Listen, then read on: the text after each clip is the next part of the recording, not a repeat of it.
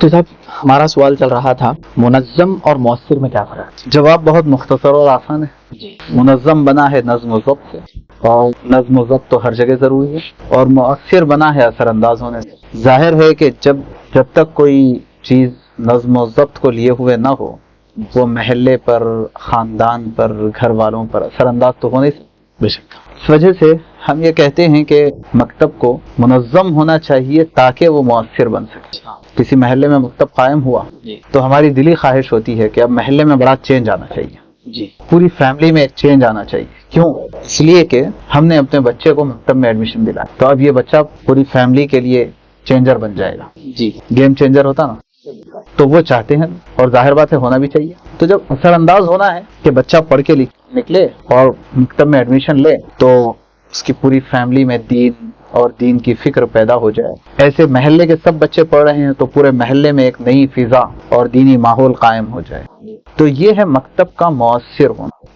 اور آپ بتائیے کیا یہ ممکن ہے کہ یہ مکتب مؤثر ہو جائے نظم و ضبط کے بغیر؟ بہت مشکل. بچے جب چاہے آ رہے ہیں، جب چاہے جا رہے ہیں، چاہے تو آئیں چاہے تو نہ آئیں، جیسا چاہے پڑھ لیں، جو چاہے پہن کر کے آ جائیں، جیسی چاہے پھٹی ٹوٹی کتاب لے کر کے آ جائیں. ان کے پڑھانے میں اساتذہ کے درمیان طریقے تعلیم میں یکسانیت نہ ہو. یہ نظم و ضبط اگر نہیں ہے تو یہ مکتب فیملی کے اوپر مؤثر ہونا، اثر انداز ہونا، پورے محلے کے اوپر اثر انداز ہونا، مؤثر ہونا، یہ تو بہت دور کی بات ہے.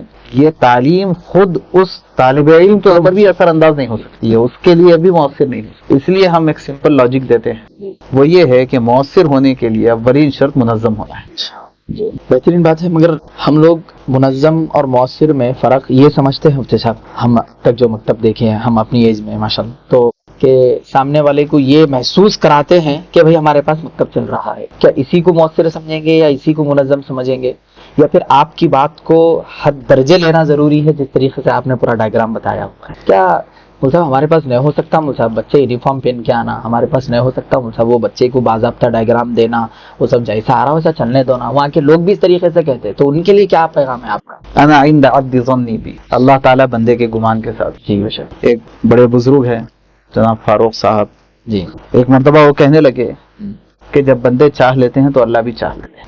سوال یہ ہے کہ آپ چاہتے کیا؟ آپ جتنا سوچیں گے اتنا ہی کر پائیں گے، بلکہ اس سے بہت کم کر پائیں گے. میرا سوال یہ ہوتا ہے کہ آپ آگے تک کا سوچتے کیوں نہیں؟ آپ یہ کیوں نہیں سوچتے ہیں کہ بچوں کو ہم پورے سلیقے طریقے کے ساتھ مکتب میں پڑھائیں گے؟ آپ یہ کیوں نہیں سوچ سکتے جی کہ بچوں کا طریقہ تعلیم بہترین ہوگا؟ آپ یہ کیوں نہیں سوچ سکتے کہ جو بہت بڑے انٹرنیشنل لیول کے اسکولز چل رہے ہیں میرا مکتب سے بھی بہتر ہو سکتے ہیں؟ جب آپ یہ نہیں سوچ سکتے تو نہیں کر سکتے، اور اگر آپ کرنا چاہتے ہیں تو پہلے آپ کو اتنا سوچنا پڑے گا کہ میں کر سکتا. اس کو ہم کہتے ہیں کہ کام شروع کرنے سے پہلے سوچ مثبت ہونا ضروری ہے. تو یہ فرد واحد کا تو کام نہیں ہوگا نا، یہ تو سب جنوں کی چاہت پہ موقف ہوں گی نا. جیسا کہ آپ بتا رہے ہیں کہ آدمی کو پہلے سوچنا چاہیے، اس کی تھنک مضبوط ہونی چاہیے کہ مجھے کرنا کیا ہے. تو ایسے وقت میں لوگوں کا سپورٹ بھی تو ضروری ہے. مسجد کا امام لیول تک سوچے، یہ آپ یہ سوچ رہے ہیں کہ یہ سب سوچ لیں گے آرام سے؟ ہاں، جو اصل ذمہ دار اور محرک جی جسے کام کرنا ہے اسے اپنی سوچ کو مثبت بنانا پڑے گا. اچھا، مطلب مکتب چلا. ہاں، تب سارے کے سارے اس کے آگے پیچھے آزو بازو والے لوگ اس کے ساتھ ہوں گے، اس کی اپنی سوچ کی. آپ کام جیسا انٹروڈیوس کرائیں گے نا ویسا شروع ہوگا. اتنا سب کہاں سے ہوگا؟ تو نہیں ہوگا. پہلے ہی دن اپنا کام وہ صاحب خالد تک کر لو نا. اب صدر صاحب کی ایک بات آ گئی، آپ اتنا سب بتا دیا ماشاءاللہ، تو اب یہ کوئی صدر بھی سن رہے ہوں گے یہ جی، اور کوئی مکتب کے مدرس کے ساتھ بیٹھ کے سن رہے ہوں گے. باضابطہ مدرس تو صدر محترم کے سامنے پلے کرے ہوں گے یہ سب ساری چیزیں. جی، اللہ کرے ہو جائے. تو اگر انہوں نہیں بول صاحب، انہوں دیکھو ان کا بیک گراؤنڈ دیکھو، انہوں وہ ایک سیٹ اپ میں بیٹھے ہوئے ہیں، انہوں بولتے ویسے بات ہم نہیں کر سکتے، گلی کے روڑا بھی کنجسٹڈ ہے، کھچڑ پڑے ہوا رہتا ہے، تو جیسا ویسا پڑھا کے بھیج دو. انہیں بچے کو مکتب پڑھانے کے لیے جو انہیں اتنا زیادہ تیار نہیں ہے، اب انہیں ڈریس کہاں سے لیں گا، بیگ کہاں سے لیں گا، وہ ساری چیزیں. یہ چیز تو بندے کے لیے، تو جو بندہ تو ماشاءاللہ منظم یہ سوچ کے بیٹھا ہوا ہے میں نے یہ ساری چیزوں کو کرنا ہے، کرنا سو کرنا ہے، اب سامنے والے کا اگر ساتھ نہیں رہا تو کیا کرنا ہے؟ سب سے پہلے تو میں یہ وضاحت کر دوں کہ یونیفارم اور بیگ منظم ہونے کے لیے شرط اولین نہیں ہے. اچھا یہ میں صرف ان لوگوں کے لیے میسج دینا چاہتا ہوں جو دیہاتوں میں رہتے ہیں، اسلم ایریاز میں رہتے ہیں اور یہ سمجھتے ہیں کہ ہمارے محلے میں ایسا کام نہیں ہو سکتا. ہم کہتے ہیں کہ بھائی یہ شرط اولین نہیں. نظم و ضبط صرف ان دونوں چیزوں کا نام نہیں ہے. پہلی بات تو میں یہ وضاحت، لیکن یہ بھی کہوں گا کہ ان چیزوں کے بغیر نظم و ضبط آتا بھی نہیں ہے. یہ بھی کہوں گا جی نظم و ضبط انہی میں منحصر نہیں ہے اور ان کے بغیر نظم و ضبط آتا بھی نہیں. جی پورا 6 نمبر بھی دین نہیں ہے، 6 نمبر کے بغیر بھی دین نہیں ہے. جی جی جی چلیے بہت اچھی مثال آپ نے دے دی. اب ہم آپ کے سوال پر آتے ہیں جی کہ ہماری گلیاں بہت کنجسٹڈ ہے، روڈ بہت چھوٹے ہے، گھر بہت جی غریب ہے وغیرہ وغیرہ، یہ سب کہاں ہوتا؟ تو بات یہ ہے کہ وہی کہ اگر ہم نہیں چاہیں گے تو نہیں ہوگا، اور اگر ہم چاہ لیں گے سب کچھ ہوگا. مثال، وہ چھوٹے چھوٹے خستہ حال گھروں کے بچے جی کیا اسکول یہ پورے التزامات کے ساتھ جا رہے ہیں کہ نہیں؟ آپ دیکھیں گے تو اگر وہ گورنمنٹ اسکول میں بھی پڑھ رہے ہوں گے جی پورے اہتمام کے ساتھ جا رہے ہیں. آٹو بھی آ رہا ہے اس کو جی. گلی میں سب جی یہ اس بات کی علامت ہے کہ لوگوں میں صلاحیت ہے جی یہ سب کچھ کرنے کی. سوال یہ ہے کہ کیا اس صلاحیت کا ہم فائدہ اٹھا رہے ہیں یا ہم نیگیٹیوٹی میں آ گئے کہ نہیں کرتے لوگ. مسئلہ یہاں آ کر کے جی جی ٹیڑھا ہو. لوگ یہ سمجھتے ہیں کہ نہیں ہو سکتا تو نہیں. مسئلے کو جی اب جہاں تک صدر صاحب کی بات ہے جی اس کے لیے تو میں یہ کہوں گا کہ ہمارے صدور محترمین کو جی منظم مکاتب کا دورہ کرانا چاہیے. یہ صحیح بات جو دکھتا ہے وہ دکھتا ہے. بات یہ ہے کہ میں تقریر کر دوں گا، آپ مجھ سے پوچھ لیں گے، میں بول دوں گا، میں آپ سے پوچھ لوں گا، آپ کیمرے کے سامنے، دیکھنے والے بھی یہی بولیں گے کہ یہ لوگ کیمرے کے سامنے اسٹوڈیو میں بیٹھ کے تو بہت کچھ بولتے ہیں، لیکن واقعی گراؤنڈ پہ ایسا کام کرنا ان کے لیے بھی پاسبل ہے کہ نہیں؟ او ماشاء اللہ. تو ہمارا کہنا یہ ہے کہ پھر جہاں کام چل رہا ہے وہ دکھاؤ لے جا کر کے. تو لیس الخبر کالمعائنہ، جی ماشاء باتوں سے بات اتنی نہیں سمجھ میں آتی جتنا دیکھنے سے سمجھ میں آتی. اگر ایک مرتبہ منظم مکتب کا دورہ کرایا جائے گا تو یہ ساری چیزیں ان کو سمجھ میں. ہاں ایک بار ایسے ہی ہوا، باضابطہ ایسی ہی بات پھیلی، ساری چیزیں ہو گئی. ایک بار منظم مکتب کا دورہ کرانا بھی چاہیے کہہ کر ان کو باضابطہ ایک مرتبہ ایک زمانے میں ممبئی کے اندر مکتب چلتا تھا، اس کا دورہ کرایا بھی گیا. تو نا ہمارے سو سن کے ویسا کرے ہو رہا صاحب، تم نہیں سمجھ رہے وہ بات بول کے ان کو ایسا بولا جا رہا. تو اب ایسا ہے کہ تو خیر بیمار تو رہتے ہیں نا ہر جگہ. جی جی جی اب اگر کوئی بیمار ہے تو ہم کریں گے جہاں کام صحت مندوں کے ساتھ کام ہوتا ہے. جی صحیح ہے صاحب. ماشاءاللہ بہت زبردست طریقے سے آپ نے منظم اور مؤثر کے فرق کو واضح کیا مفتی صاحب. میں آپ سے اب یہ پوچھنا چاہوں گا مفتی صاحب، اب آپ نے بتایا کہ یونیفارم کوئی اولین چیز نہیں ہے، مگر کیا اس کا نہیں ہونا بھی ضروری ہے یا ہونا ضروری ہے؟ سر دیکھیے اصل میں بات یہ ہے کہ یونیفارم کی جب کبھی بات آتی ہے تو اس کے اوپر بڑے سوالات اٹھتے ہیں. کیوں؟ ہم کہتے ہیں کہ بھائی آپ اپنی ڈریسنگ کو دیکھ لیجئے، آپ کو اس کی وجہ سمجھ میں آ جائے گی. مطلب شادی میں جاتے ہیں تو لوگ شیروانی پہن کے جاتے ہیں، ولیمے میں جاتے تو کوٹ پینٹ. کیا وجہ ہے بھائی؟ کیوں یہ فرق؟ نہیں آج شادی ہے، نہیں آج ولیمہ ہے. اور عید کی نماز کو جاتے تو کرتا پاجامہ پہن کے جاتے، اور عیدیاں ملنے جاتے تو پینٹ شرٹ پہن کے جاتے. بھائی آپ جس ماحول میں جا رہے ہیں اس ماحول کی ڈریسنگ تو کر رہے ہیں. وجہ کیا ہے؟ اس ڈریسنگ کا ہمارے دل پر اثر پڑتا، اور اس کو ہم پریکٹس کر رہے ہیں ہر جگہ. کوئی نئی بات نہیں ہے.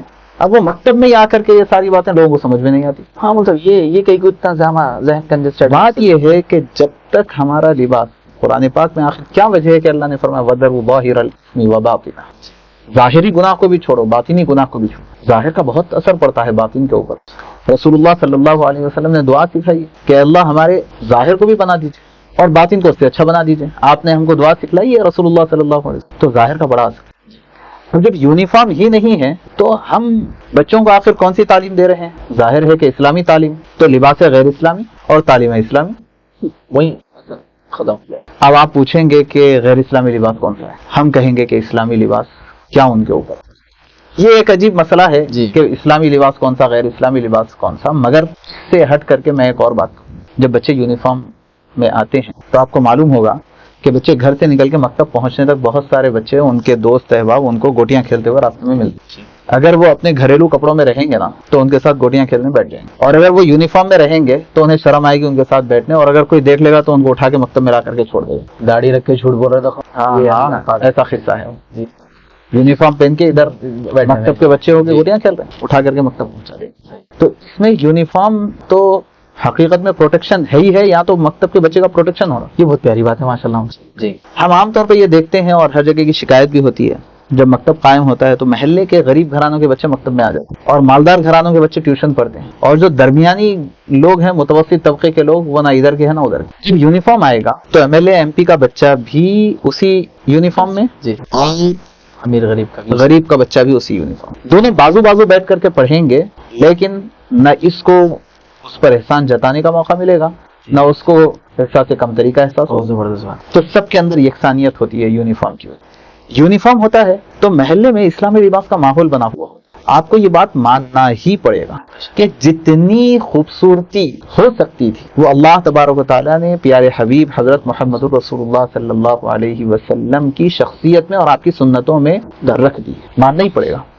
شمائل ترمذی جو پڑھے ہوئے ہیں یا نہیں پڑھے ہوئے ہیں تو میں آڈینس سے کہوں گا کہ پڑھیں. آپ کو پتا چلے گا کہ آپ علیہ الصلوۃ والسلام کتنے خوبصورت اور آپ کی سنتوں کے اندر کتنی خوبصورتی ہے. ہمارے بچوں کو بھی اگر ہم خوبصورت دیکھنا چاہتے ہیں تو اسلامی لباس کے اندر ہی وہ خوبصورت نظر آئیں گے. اور جب یہ پورے بچے چھوٹے چھوٹے ماشاءاللہ 5 سال 8 سال 10 سال کے بچے مکتب کو آتے ہوئے پورے گلیوں میں ایک ماحول بنا ہوا ہے، اور مکتب سے چھوٹتے ہوئے پورے گلیوں میں بچے بکھرے ہوئے ہیں، جیسے موتیاں بکھرے ہوئے ہیں، پھول بکھرے ہوئے ہیں، ایک ہی لباس میں پورے ایک ہی لباس میں. جی. تو آپ تھوڑا سا امیجن کیجئے کہ پورے محلے میں کیسا اسلامی ماحول کریٹ ہو رہا ہے. اب ہم کیوں ان چیزوں کے اوپر روک لگاتے ہیں کہ بھئی اس کی کیا ضرورت ہے، جب اتنا فری میں اتنا اچھا ماحول ہمارے محلے کو مل سکے تو کیوں اس کو نہ لیا جائے. ایک اور بات، یونیفارم میں جب بچے ہوتے ہیں ان کے اندر اسلامی لباس کی عظمت پیدا ہوتی ہے. اگزامپل دیتا ہوں کہ آج کل لوگ کیا کر رہے ہیں، شادی کی شاپنگ کرنے جا رہے ہیں، جی نکاح کے لیے ایک جوڑا خرید رہے ہیں. جی. کیسا، آدھی ران تک کا کرتا، ٹخنے سے نیچے تک کا ٹیڑھا بنگا پیجامہ، اور 200-250 کا ایک بغیر کالر کا کرتا پیجامہ خرید لے کے وہ پہن کے نکاح کی مجلس میں آتے ہیں. دولہے میاں کی بات کر رہا ہوں، میں دیکھی ہوئی بات کر رہا ہوں. دولہے میاں کی. جی، آج کل فیشن چل رہا، آپ بھی دیکھے ہوں گے، نکاح اثر میں ظہر میں ہوتا اور شادی رات میں عشاء کے بعد ہوتی، شادی خانے میں ہوتی. نکاح، شادی، ولیمہ، 3 چیزیں بتا رہے ہیں. جی. تو نکاح کی مجلس میں دولہے میاں آتے ہیں. ہاں. ایک مرتبہ تو میں خود جو ہے میرے کو بلایا بیان کے لیے، مجھے پوچھنا پڑا کون ہے بھائی دولہا کون ہے، تو جو دولہا اٹھا اس سے بہتر دوسرے لوگ لگ رہے تھے. وجہ کیا ہے، وہ کہنے لگے کہ نہیں ذرا نکاح ہے بول کے یہ کپڑے پہن کے آگے شادی میں انشاءاللہ دوسری ڈریسنگ. جی. اور پھر جو ہے فنکشن ہال کو جانے کی ڈریسنگ پوری الگ. جی. فرق دیکھیے آپ غور کیجیے. عید کے دن مسجد کو جانے کے واسطے جو کپڑے خرید رہے ہیں وہ 200 روپے والا سوٹ، اور عیدیاں ملنے کے واسطے جو کپڑے خرید رہے نوجوان ساتھی ہمارے وہ 2000 والا 20,000 والا سوٹ. ٹھیک، یہ فرق کہاں سے آ رہا؟ یہ فرق یہیں سے آ رہا کہ آپ کے پاس اسلامی لباس کی عظمت ہی نہیں ہے. یہ کیوں نہیں ہو سکتا تھا کہ آپ جو لباس نکاح کے لیے لے رہے ہیں اور جو لباس آپ عیدگاہ جانے کے لیے لے رہے ہیں وہ اتنا عمدہ ہو کہ آپ کو نظر لگنے لگے اور وہ اسلامی لباس ہو؟ کیا نہیں ہو سکتا؟ ہم لوگوں کو خامخواہ نظر لگتے رہتی ہے، آپ کو خامخواہ نظر لگتے رہتی ہے. جی. نظر کے دعائیں پڑھتے رہنا پڑتا ہم کو. کیا ہے ہمارے پاس سوائے اسلامی لباس اور اسلامی حلیے کے، اور کیا ہے؟ تو بہرحال ایک بات، اسلامی لباس کا ماحول بنتا ہے. جی. اور اگر اسلامی لباس کا ماحول ہم ابھی سے بچوں کو نہیں دیں گے تو اس کے نتیجے میں اسلامی لباس سے چڑ پیدا ہو جائے گی اور گھٹن پیدا ہوگی، اور وہ گھٹن ان کو ویسے ہی بنائیں گی. کیا؟ نکاح میں ایک لباس 200 والا اور شادی میں 20,000 والا، یہ ماحول بنائے گی. اس لیے ہم کہتے ہیں کہ جب مکتب میں بچوں کو ایک بنانے کے لیے ہم یہاں لائے ہیں تو پورا بناؤ. یونیفارم دیجیے، یونیفارم سے اثر انداز ہوتا ہے. آپ دیکھے ہوں گے کہ جب بچہ اسکول کا یونیفارم پہنتا ہے تو وہ پڑھنے کی نیت سے کرتا ہے، اس کو یہ فیل ہوتا ہے کہ میں پڑھنے کے لیے جاؤں. پولیس والا جیسے ہی اپنا یونیفارم پہنتا ہے، وردی میں آتا ہے تو وہ فیل کرتا ہے کہ اب میں پولیس والا، اور اپنی وردی اتارتا ہے تو اس کا ایٹیٹیوڈ چینج ہو جاتا ہے. پوری وردی پہنتا ہے تو ایٹیٹیوڈ چینج ہو جاتا ہے. آخر کیا وجہ ہے؟ لباس کا. اگر ہم یہ چاہتے ہیں کہ ہمارے بچے پڑھنے کی نیت سے آئے مکتب کو، جی، تو ان کو وہ فیل کرانا پڑے گا. اس کے لیے یونیفارم کی بہت اہمیت. بہت زبردست، بہت بہترین بات رہی مفتی صاحب. یہ بھی بہت زبردست طریقے سے آپ نے ایکسپلین کیا ماشاءاللہ. دیکھیے مفتی صاحب، یہ سب چیزیں تو ہمارے درمیان ہو گئی، البتہ اب مجھے یہ سوال کرنا ہے کہ مکتب کو خود کفیل کیسے بنائیں. ایسا نہیں ہے کہ اب تک تو ہم لوگ سے سنتے تھے مدرسہ چلانا اگر ہے تو ایک 50 بچے جڑ گئے، 2 رسید بک، مدرسے کی عمارت بنے نہ بنے 2 رسید بک ضرور آنا چاہیے، اس کے بعد ہی ہمارے آگے کا پروسیس شروع ہوتا. مکتب میں بھی کیا ایسے ہی ہوگا؟ دیکھیے، خود کفیل کا مطلب ہے سیلف ریلائنٹ ہونا. اچھا. سیلف ریلائنٹ ہونے کا مطلب یہ کہ بے ساکھی نہیں ہونا، ہینڈی کیپ نہیں ہونا، کسی دوسروں کا کندھا پکڑ کے چلنے کی ضرورت پڑے، اپنے پیروں پر. سیدھی بات، سمپل خود کفیل. مکتب اپنے پیروں پر کھڑا رہے گا، چلتا رہے گا. اور اگر مکتب کسی کے کندھے پر ٹیک لگا کر کے چلتا رہے گا تو جب تک وہ دوسرا ساتھ دینے والا ہے مکتب چلے گا، پھر اس کے بعد مکتب بند ہو جائے گا. بڑی وجہ ہے. اس لیے ہم کہتے ہیں اگر مکتب کو جو ہے مسلسل چلانے کی نیت ہے، خود کفیل بناؤ، اچھا. اسے سیلف ریلائنٹ. ایک واقعہ آپ کو سناتا ہوں اسی ضمن میں. ایک وفد میرے پاس آیا علماء کا، جی. مکاتب کا کام دیکھنے کے لیے. تو ہم نے ان کو منظم مکاتب کا دورہ بھی کروایا، ان کے ساتھ ایک سیشن بھی ہم نے لیا، پورا نظام وہ سمجھے، سب کچھ ہوا. اس کے بعد جب بالکل ان کے جانے کا وقت قریب آ رہا تھا جی. تو ان کے ایک ساتھی نے مجھ سے سوال کیا کہ مفتی صاحب، ہم آپ کو یہ سارا آپ کا جو نظام ہے ہم اڈاپٹ کریں گے، لیں گے، اپلائی بھی کریں گے، لیکن آپ کی طرف سے ہم کو کیا مالی تعاون ملتا ہے؟ اچھا. تو میں نے کہا کہ بھئی ہمارا نظام، ہمارے پاس کوئی ایسا بجٹ ہے ہی نہیں کہ ہم کسی تعاون کریں. پھر میں نے ان کو سمجھایا کہ دیکھیے یہ آپ کی جو سوچ ہے یہ آپ کو نقصان پہنچائے گی. وہ یہ ہے کہ اگر آپ کسی سے تعاون لیں گے تو جب تک تعاون کرنے والا تعاون کرے گا تو مکتب چلے گا، ورنہ خیر بہرحال ان کا ایک مائنڈ سیٹ تھا کہ اگر کوئی تعاون کرے گا تو ہم کام کریں گے. وہ کہنے لگے کہ دراصل بنگلور کی ایک کمپنی ہے اور وہ کوئی بڑے عالم دین اس کے مکاتب کے نگران ہیں، اور وہ کمپنی تنخواہیں بھی اساتذہ کو دے رہی ہے، لہٰذا ہم چاہتے ہیں کہ ان سے جڑ جائیں.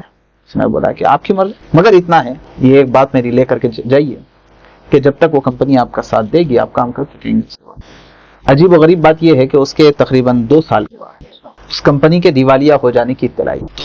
خیر بہت سارے انویسٹرز پریشان رہے اور سب کو اپنی اپنی لگی ہوئی تھی، نفسی کا عالم تھا. بڑے گرفتاریاں کیا پولیس اسٹیشنز کے اوپر انویسٹرز کے پروٹیسٹ ہو رہے، سب کچھ چل رہا تھا. لیکن مجھے اپنی پڑی کہ ہمارے وہ ساتھیوں کا کیا ہوا ہوگا جو اس کمپنی سے پیسہ لے کر کے مطلب تو انویسٹرز پریشان ہے. ہاں جی.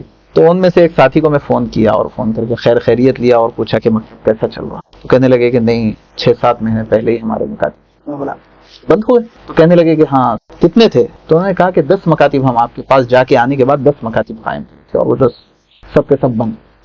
میں پوچھا کیا وجہ؟ تو کہنے لگے کہ اصل میں اساتذہ کی تنخواہ آنا بند ہو گئی تھی، اس وجہ سے بند کر دیا. اور اس کے بعد انہوں نے خود کہا کہ اس وقت ہم کو آپ کی وہ بات یاد آئی جو آپ 10 کے 10. میں پوچھا کتنے بچے تھے؟ تو کہنے لگے کہ 400-500 بچے تھے، 10 مکاتب. بڑی تعداد. تو بہرحال ہوا کیا، اگر مکتب خود کفیل نہیں ہوگا تو وہ اپنے پیروں پر کھڑا نہیں رہے گا جب تک دوسرا تعاون کرے گا. اس کے بعد اب آپ پوچھیں گے یا پوچھنا چاہیے، آپ کے ذہن میں سوال آ ہی رہا ہوگا، لیکن میں ہی سوال کرتا ہوں، میں ہی جواب دے رہا ہوں کہ بنے گا کیسے؟ کیا چندے سے بنے گا؟